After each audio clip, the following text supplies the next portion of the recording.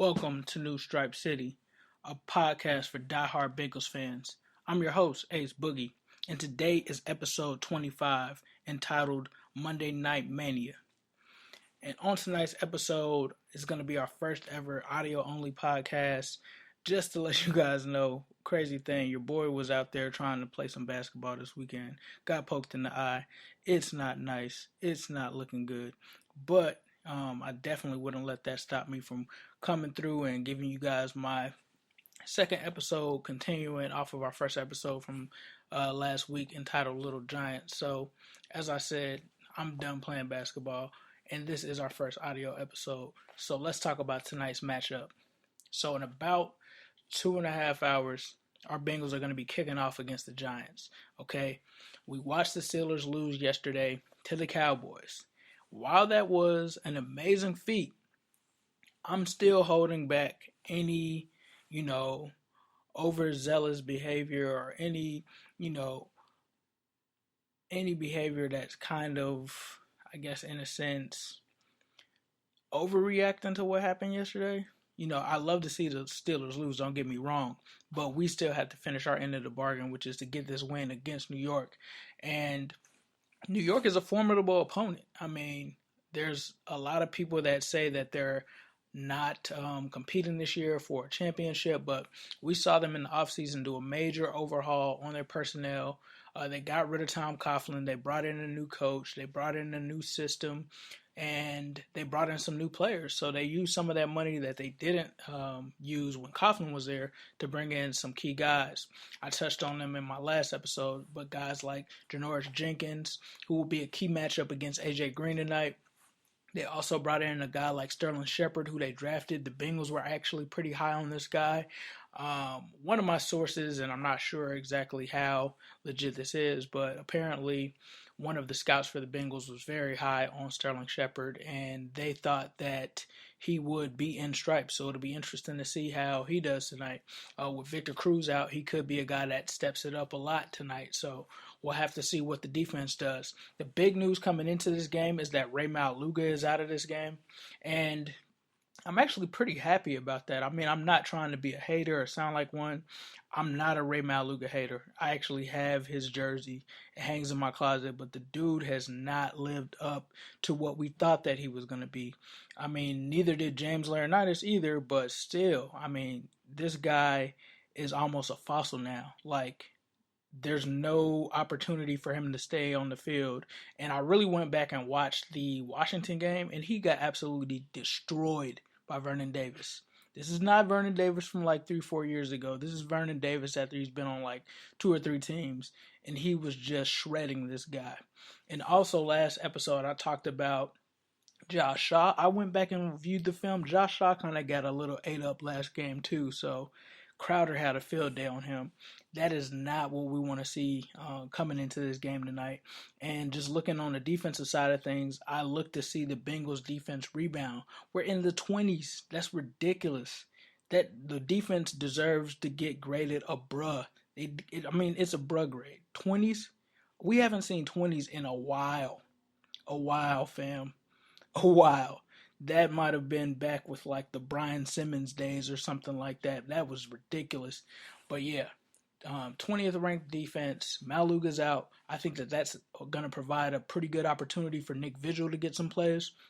This is my thing. Before I get off on a tangent, I want to really discuss Rey Maualuga.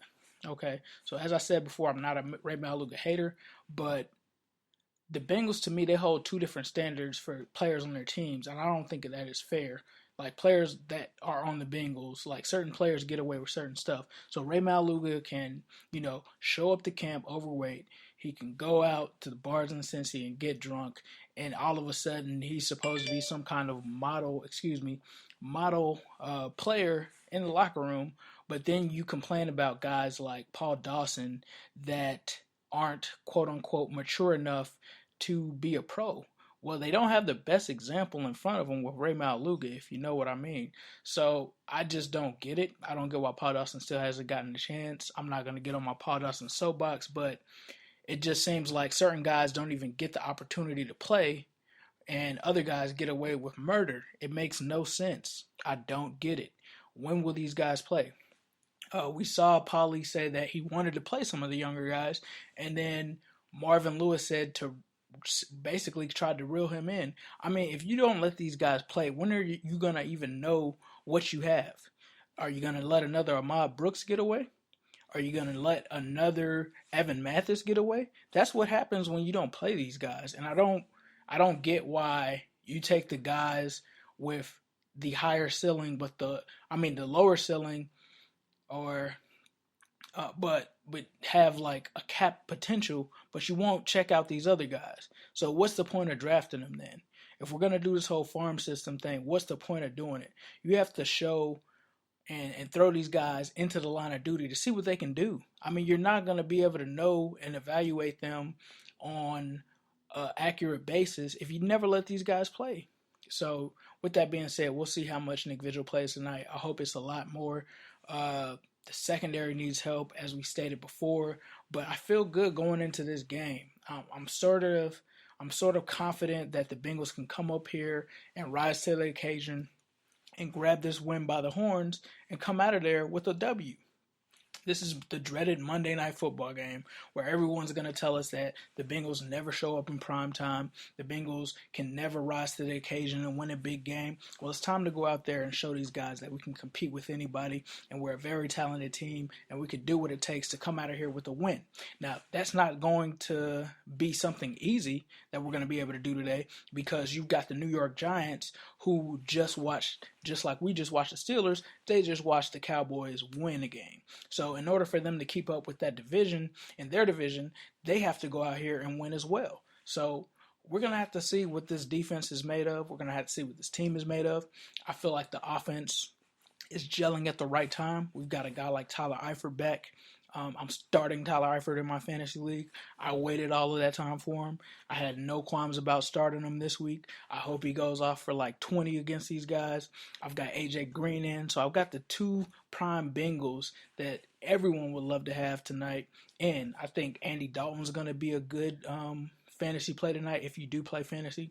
But either way, I think the offense is going to be here to deliver. I'd like to see what we do on offense. I'd like to see how well we work against their defense. I'd like to see what this offensive line can do. This offensive line has plagued us this entire season.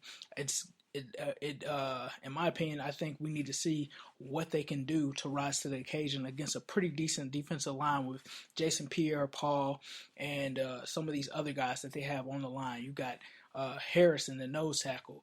You've got a whole bunch of guys over there on New York that can play football. And Leon Hall comes back for the first time tonight. So it'll be interesting to see who he's lining up against and what tendencies he shared with some of those guys over there on the New York side. So, with that being said, we know the importance of this game. Going into this game, we knew the importance. And I think that, like I said, if we can play solid on defense, if we can play solid on offense, if we can limit turnovers, if we can limit mistakes, play mistake-free football, I think we can win this game, because Eli Manning will make some mistakes. And when he makes those mistakes, you have to take advantage of them. You cannot sit on them. You cannot go out there and trust Mike Nugent to come down and kick a field goal. I mean, we've learned that you can't do that. That's just the point that I'm at right now. It's sad, but to be honest with you, there's a lot of kickers in the NFL that just are really blowing opportunities. If you saw the New Orleans game last night, or yesterday afternoon, kickers are blowing a lot of games. So, I mean, it's almost like you almost really want to go for two, unless you're Pittsburgh, on every other play, on every other scoring possession. So we'll see what happens there, but I'm kind of excited to see what the actives are going to be for this game. I'd like to see Deshaun Williams get in there, get a chance to enter the rotation. It'll also be interesting to see what they do as far as lineup changes. Is Tyler Boyd going to get more plays? Who knows? We'll see. So the big matchup in this game to me is going to be AJ Green versus Janoris Jenkins. It's also going to be Tyler Eifert against the New York secondary. It's going to be Andy Dalton against that defensive line as well as the offensive line in our regards versus their defensive line. And I think we're also going to look at Pac-Man Jones versus Odell Beckham Jr. Odell Beckham Jr. is a top 5 receiver. I have no qualms about saying that. He's going to be a guy that's really key for New York in this game. If you can stop OBJ, then you can basically stop the New York Giants. We're going to have to stop the run. The run has been our Achilles heel, and it has been our Achilles heel for the last couple of years. If Domata Peko outsnaps Pat Sims in this game, it better be a game where the game flow is more of a passing game versus a rushing game, because I think that Pat Sims is the better run defender. Deshaun Williams, we'll see if he gets sprinkled in there. Wallace Gilberry, I believe, will possibly be in the rotation. It'll be interesting to see what kind of role that he plays. He played decent last year, but he never really recaptured those first couple of seasons where he was within that rotation, getting all of those sack numbers. So we'll see what he can do, but now he's back in a system that he's comfortable with, and now he's a little bit more rejuvenated on this go around. Let's see what Alex Erickson can do on the special teams. But if I had to go out on a limb and say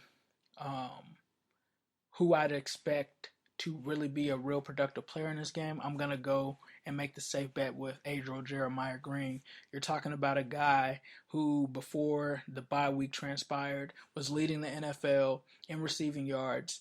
Tyler Eifert's back. It's going to open him up. I think that he's going to be the X factor in this game.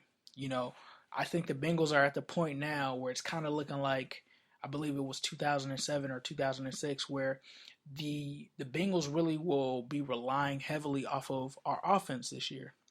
And with that being said, you have to rely off of your best offensive weapon, which is A.J. Green. So I look for him to have a big game against Janoris Jenkins. I really don't see Janoris Jenkins really stopping him. These guys have a rivalry going all the way back to college. We'll see what happens there. Brandon LaFell is another guy. Unfortunately, I'm playing him in fantasy tonight, so I hope he doesn't have a super stellar game, but I think that he's also going to be a dark horse in this game to keep your eye on.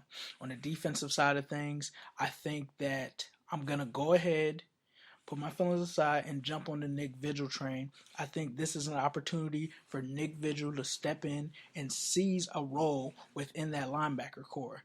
This will be a big game for him. I think he's a more athletic guy. I think he's a better fit. I think he matches up better against the new personnel and the new NFL offenses that are out there. And I think that this is a huge opportunity for him to come out there. Also, Darqueze Dennard. This is going to be a huge showing for him. He's going to be in opportunities where he will be on an island. And can he step up on that island? Can he keep up with the speed of these receivers? Can he keep up? This is what we're going to see. He's been waiting on this opportunity for a long time. So let's see what he can do with it. Let's see if he can make the best of it. But all in all, I like to see our boys taking this game 27-24. The stakes are high. Our backs are up against the wall. It's win or go home. We need this W. We need this W. Okay? So, you guys let me know in the comment box what your feelings are before the game, after the game. As usual, I'm going to come to you guys at halftime, so you'll get a triple decker today. You're going to get this podcast, you're going to get my reaction at halftime, and you're also going to get my post-game reaction. Hopefully we'll be celebrating this W, but I'm not going to jinx it. Let's knock on that wood. Let's knock on it. Okay, but as always, you guys know it. Who day, all day, every day, and especially on Monday. Let's quiet these critics, man. Who they?